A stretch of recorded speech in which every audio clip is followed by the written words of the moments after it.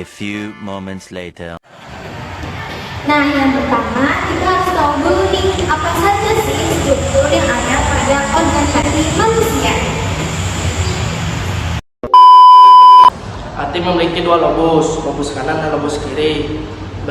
Lobus kanan dan lobus kiri adalah bagian utama pada hati. Fungsinya lobus kiri dan lobus kanan adalah sebagai pusat pemrosesan utama pada hati. Disinilah hati menjalankan tugasnya. Contohnya adalah menghasilkan empedu.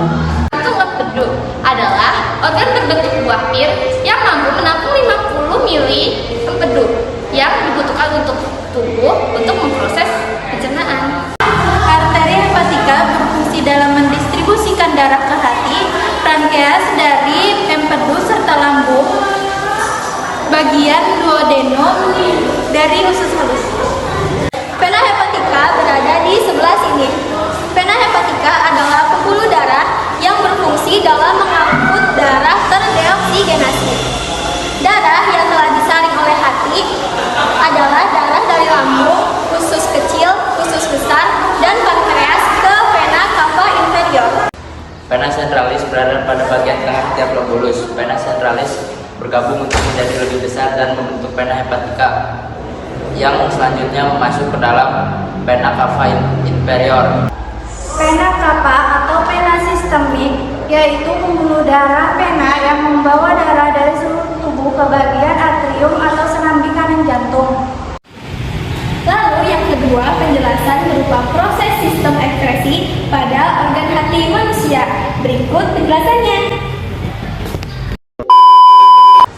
Hati adalah salah satu organ tubuh yang punya peranan atau fungsi yang sangat penting.